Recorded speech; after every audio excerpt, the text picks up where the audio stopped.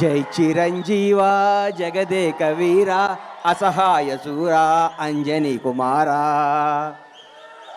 ఏ బ్రహ్మ ముహూర్తాన Konidela Venkatrao megastar Chiranjeevi అనే శివశంకర్ ప్రసాద్ అంజనమ్మ కడుపున బీజ వేశాడో కానీ ఆ బ్రహ్మ ముహూర్తం 71 సంవత్సరాల నుంచి నిరంతరం వెలిగిస్తూ అభిమానుల్ని రక్షిస్తూ ఎందరికో జీవనాభాది కల్పిస్తూ అందరికీ నేనున్నానని భరోసా ఇస్తూ ముందుకు నవయువకుల్లా తిరుగుతున్న మెగాస్టార్ చిరంజీవి గారికి జన్మదినం సందర్భంగా నా హృదయపూర్వక పాదాభివందనాలు తెలియజేసుకుంటూ నేను ఈరోజు ఏడుకొండల వెంకన్న సాక్షిగా, శ్రీశైలం మల్లన్న సాక్షిగా, బెదవాడ కనకదుర్గమ్మ తల్లి సాక్షిగా, సింహాద్రి అప్పన్న సాక్షిగా, యాదగిరిగుట్ట నరసింహస్వామి సాక్షిగా, నేను కొలిసే అయ్యప్ప స్వామి సాక్షిగా నిజాలే మాట్లాడుతా. మెగాస్టార్ క్యారెక్టర్ గురించి, క్యాలిబర్ గురించి, కెపాసిటీ గురించి, వ్యక్తిత్వం గురించి, వ్యక్తి వికాసాన్ని గురించి నేను మాట్లాడదామని మీ ముందుకు వచ్చాను. చిరంజీవి ఏ బ్యాక్గ్రౌండ్ లేకుండా, ఏ రౌండ్ లేకుండా ఒక కానిస్టేబుల్ కొడుకుగా చదువుకొని కుర్రాడులా చెన్నై నగరంలో అడుగుపెట్టినప్పుడు మీ అభిమానులందరూ ఎవరి కుర్రాడు, ఎవరి అడ్రస్ లేని వ్యక్తి అన్నాళ్ళకి ప్రపంచవ్యాప్తంగా ఉన్న తెలుగు వారందరికీ మెగాస్టార్ అంటే ఏంటో మహోన్నత వ్యక్తి మెగాస్టార్ చిరంజీవి. నాకు ఆయన అంటే ప్రాణం. ఎందుకు ప్రాణం అంటే నాకు జీవితాన్ని ఇచ్చిన పవర్ స్టార్ పవన్ కళ్యాణ్ తెలుగు ఇండస్ట్రీకి చేత్తో పట్టుకొచ్చిన మెగాస్టార్. ఈ భారతదేశంలో ఏ నటుడికి, ఏ మెగాస్టార్కి దగ్గర అదృష్టం రామ్ చరణ్ రూపేణ ఆయన లెగసీని కంటిన్యూ చేయడానికి పుట్టించిన మహోన్నత వ్యక్తి చిరంజీవి. ఎంతోమంది స్టార్లు ఉన్నారు. భారతదేశ వ్యాప్తంగా ఉన్న స్టార్లందరికీ ఒక సూపర్ స్టార్ ఇంకో సూపర్ స్టార్ పుట్టాడా? ఒక మెగాస్టార్ మెగా పవర్ స్టార్ పుట్టాడా? ఏం కొడుకుని కన్నావయ్యా మెగాస్టార్. నీ వ్యక్తిత్వం గతంలో చాలా మంది ఓరు దాటేదాకా ఓరి మల్లనని పనిలేక బోడి మల్లన్ అంటున్న ఈ రోజుల్లో చిరంజీవి గారు అన్నా నీ వెనకాల ఎంతమంది ఉంటే ఏంటి, ఊడితే ఏంటి? నీ క్యారెక్టర్ భావి తరాలకి, భవిష్యత్ తరాలకి ఒక రామాయణం, ఒక భగవద్గీత, ఒక భారతదేశ స్వతంత్రానికి పోరాడే కాదల్లాగా చిరంజీవి చరిత్ర కూడా అందరి హృదయాలు లిఖించుకుంటారని నేను మీ అందరు గర్వంగా చెప్తున్నా. చిరంజీవి వ్యక్తిత్వం. ఈ మధ్య నేను చిరంజీవి గారింటికి వెళ్ళి మర్చిపోయి మీకు చెప్పడానికి వెళ్తే అన్నయ్య కొంచెం లేట్గా వచ్చాడు. ఏంటన్నా లేట్గా వచ్చావన్నా? మా చెల్లికి నడువు నొప్పిగా ఉంటే జెండు బాంబు రాస్తున్నారు ఆ లోపల అన్నాడు. అదే చిరంజీవి క్యారెక్టరు.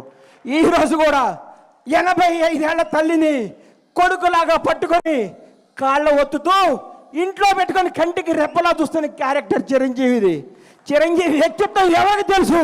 కంటికి రెప్పలాగా తన కుటుంబాన్నే కాదు నానుకునే వాళ్ళందరినీ. 25 సంవత్సరాల కింద బండ్ల గణేష్ ఏందండి, అడ్రస్ లేనోడిని, అడ్రస్ అంటే తెలియనోడిని.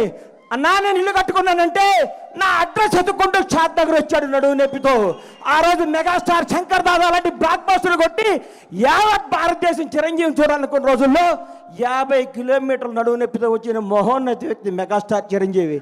ఆయన క్యారెక్టర్ గురించి మాట్లాడాలంటే, ఆయన క్యాలిబర్ గురించి మాట్లాడాలంటే, ఆయన స్టామినా గురించి మాట్లాడాలంటే, ఆయన నిజాయితీ గురించి మాట్లాడాలంటే, ఆయన నిర్భయం గురించి మాట్లాడాలంటే ఎవరి తరం కాదు, ఎవరి వ్యక్తిత్వం ఉండదు. అన్నా నువ్వు రాజకీయాల్లో నుంచి బయటకు ఎందుకు వచ్చావు అంటే నేను అడిగాను. ఇదే స్టేజ్ మీద గోవిందరందరూ వాడే ఫంక్షన్లో కూర్చుంటే అన్నా మీరు రండి, యాక్ట్ చేయండి, మీకు దండం పెడతా, మీరు రావాలి, మీరు డ్యాన్స్ చేయాలి, మీరు భారతదేశ తెలుగు చలనచిత్ర పరిశ్రమలో వచ్చిన స్థాయిగా ఉండాలని నీలాంటి అభిమానులు, నాలాంటి అభిమానులు ఎంతోమంది అడిగితే ఆయన వచ్చి మళ్ళీ దుమ్ము దులుపుతున్నాడు, హిట్ల మీద హిట్లు కొడుతున్నాడు. ఆయన నుంచి అందరూ నేర్చుకోవాలి. సినిమా వెనకాల సినిమా ఎక్కిస్తూ, సినిమాతో సినిమాలు పెంచుతూ, ఎంతోమందికి వినోదాన్ని ఇస్తూ, ఎంతోమందికి హక్కుని చేర్చుకొని ప్రతి ఒక్కరికి నానుకున్న వాళ్ళందరికీ చేతునిచ్చి ఆయనలో స్వార్థం ఉంటే, ఆయనే నేనే ఉండాలనుకుంటే నేను ఉండాలి, నా కొడుకు ఉండాలనుకుంటాడు. అవన్నీ పక్కన పెట్టి మేము ఉండాలి, మనం ఉండాలి, మనం అందరం ఉండాలి, అందరూ పైకి రావాలి, అభిమానించే ప్రతి ఒక్కరికి బంగారు భవిష్యత్తు ఇవ్వాలి అని చెప్పిన మోహన వ్యక్తి మెగాస్టార్ చిరంజీవి. చిరంజీవి అనేవాడు ఇండస్ట్రీలో రాకపోయింటే నాలాంటి వాళ్ళు వచ్చేవాళ్ళు కాదు. ఎందుకంటే ఇండస్ట్రీ అందదేమో, సామాన్యులకు అందరూ ఒక కళేమో అని అనుకునే రోజుల్లో ఒక చిరంజీవి కూడా మెగాస్టార్ అవ్వచ్చు. కష్టపడే ఎవడైనా పైకి రావచ్చని అడ్రస్ కల్పించిన మహోన్నత మెగాస్టార్ చిరంజీవి. ఆయన గురించి కొందరు మాట్లాడుతుంటారు, చిరంజీవి తొక్కేశాడు. చిరంజీవి తొక్కుతాడా? చిరంజీవి ఎవరిని తొక్కడయ్యా? ఎక్కుతాడు, ఎక్కిస్తాడు, లేపుతాడు, లేపి కూర్చోబెడతాడు. ఎవరికి టాలెంట్ ఉంటే, ఎవరికి శక్తి ఉంటే, ఎవరికి నిజాయితీ ఉంటే వాళ్ళను ఉన్నతమైన కూర్చోబెట్టడమే మెగాస్టార్ చిరంజీవి యొక్క లక్ష్యం, ఆదర్శం, అభిమానం. చిరంజీవి గారి గురించి ఎన్ని చెప్పుకున్నా, ఎంత చెప్పినా, ఏం చెప్పినా తగ్గదు. నేను వెళ్ళి ఏం అవసరం అండి అన్నయ్య, నా ఇంట్లో ఇది ఉందంటే చెప్పకుండా ఇంటికి వస్తాడు. అరే గని వస్తాను అంటే వస్తాడు. ఆయన వ్యక్తిత్వ వికాసం, ఆయన చరిత్ర పుస్తకాలు రాసి పుస్తకాలను పాఠ్య పుస్తకాలుగా పెంచిన భావితరాల విద్యార్థులకి మెగాస్టార్ క్యారెక్టర్ ఇదని చెప్పాలని నేను మనస్ఫూర్తిగా కోరుకుంటున్నాను. ఇంకొకసారి చెప్తున్నా, చిరంజీవి గారి గురించి ఎవరేం మాట్లాడుకున్నా, ఎన్ని వేసుకున్నా అల్ప సంతోషం. వాళ్ళు ఆనందపడాల్సిందే, కానీ ఒక మహోన్నత వ్యక్తి గురించి మాట్లాడితే ఏమో ఉపయోగం. ఇలాంటి బర్త్డేలు ఇంకెన్నో చేసుకోవాలని, ఇంకెన్నెన్నో హిట్లు వేయాలని, ఇంకా ఎంతగా వేయాలని మనస్ఫూర్తిగా కోరుకుంటూ ఈ అవకాశం ఇచ్చిన మెగా అభిమానులందరికీ, ముఖ్యంగా మిత్రుడు స్వామినాయుడు గారికి హృదయపూర్వక కృతజ్ఞతలు తెలియజేసుకుంటూ సెలవు తీసుకుంటున్నాను. జై చిరంజీవి, జై జై చిరంజీవి, జై power star. Oh my god. గురించి చెప్పడానికి ఆయన సినిమాల గురించి చెప్పక్కర్లేదు, చెప్పాల్సిన అవసరం లేదు. ఆయన 158 సినిమాలు అందరం ఒకటి కంటే ఎక్కువ సార్లు చూసుంటే అవునా కాదా? ఆయన పాటలు మొత్తం నోటికి వచ్చా రాదా? ఆయన పాట వింటే కాళ్ళు చేతులు కదులుతాయా లేదా? అది ఆయన గురించి మాట్లాడడానికి రవి గారు మాట్లాడినట్టు వెళ్ళిపోయాను. రవి గారు మాట్లాడినట్టు ఆయన క్యారెక్టర్ గురించి మాట్లాడుకోవాలి. చిరంజీవి గారు తెర మీదే మెగాస్టార్ చిరంజీవి, బయట ఆయన ఎప్పటికి కూడా కొణిదెల శివశంకర్ వరప్రసాదే. ఆయన సక్సెస్ని ఆయన ఒంటి మీద చొక్కాలాగా వేసుకోకుండా నార్మల్గా మామూలు మనిషిలాగా అందరిలాగా ఉండే వ్యక్తి ఆయన. అందుకే ఎన్ని హిట్లు వచ్చినా, ఎన్ని బ్లాక్ బస్టర్స్ వచ్చినా, ఎన్ని సెన్సేషనల్ హిట్స్ వచ్చినా ఇంకా ఆయన ఇలాగే స్థిరంగా ఉన్నాడు. ఆయన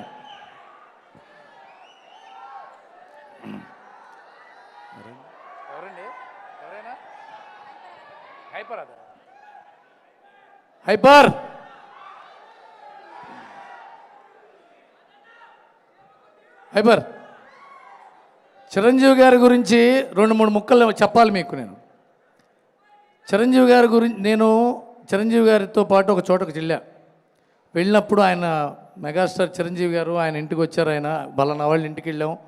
ఆయనకి ఏమైనా కావాలా, వాటర్ బాటిల్ కావాలా, ఏమైనా ప్లేట్ కావాలా, ఇది కావాలంటుంటే ఆయన చిరాకు వచ్చింది నన్ను చూసి. రవి అన్నాడు ఆయన. సరే నేను దూరంగా వెళ్ళిపోయా. ఇది చెప్పాలి, ఎందుకంటే మీ అందరికీ తెలియాలి ఆయన క్యారెక్టర్ అలాంటిది. ఒక 2 రోజుల తర్వాత ఫోన్ చేశాడు, ఒకసారి ఇంటికి వస్తావా అని. వెళ్ళా ఇంటికి. రవి, ఆ రోజు నేను మీరు చిరాకు పడ్డాను అన్నాడు. సార్ ఇప్పుడేంటి మీరు సరే చెప్పడానికి పిలిచారా అన్న. అలాగే అదు, నువ్వు ఏమన్నా బాధపడ్డావేమో నేను. సార్ మీరు లాగ్ కొట్టిన ఎందుకు బాధపడతాను సార్, మీరు చిరంజీవి, మీ కోపం వస్తుంది, మీ కోపం తెప్పించడం నా తప్పు అంటే. అలాగే అదు, నువ్వు బాధపడకూడదు. ఇది కొద్దిగా అన్నందుకు ఆయన ఇంటికి పిలిచి ఎక్స్ప్లెయిన్ చేశాడు. ఆయన అలాంటి మనసున్న వ్యక్తి. ఆయన ఎంత సున్నితమైన మనసు. అలాంటి మెగాస్టార్. ఇప్పుడు ఈ వేదిక నేను ఎందుకు మాట్లాడుతానంటే అలాంటి లెజెండ్ ఆయన. ఇవాళ దాకా మైత్రి రవి గారు చెప్పినప్పుడు ఎన్నో సమస్యల్ని సాల్వ్ చేసిన పెద్ద మనిషి ఆయన చేసిన ఎన్నో సహాయాలు ఎవరికి తెలియకుండా ఎంతోమంది జర్నలిస్టులకి, ఎంతోమంది అసిస్టెంట్ డైరెక్టర్లకి, ఎంతోమంది డాన్సర్లకి, ఎంతోమంది పాతతర నటులకి, చెన్నైలో ఆయన ఫైట్ చేసిన ఫైటర్స్కి కూడా ఆయన డబ్బులు పంపించాడు. ఎవరికైనా తెలుసా? మనకి తెలీదు. ఆయన చెప్పుకోడు కాబట్టి తెలియదు ఆయనకి. ఆయన బాజా కొట్టుకోడు. ఆయన నేను వాళ్ళకి సహాయం చేశాను, వీళ్ళకి సహాయం చేశాను.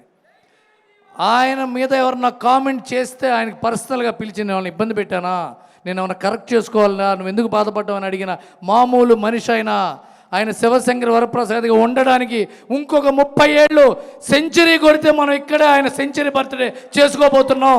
ఎందుకంటే ఆయన క్యారెక్టర్ అలాంటిది.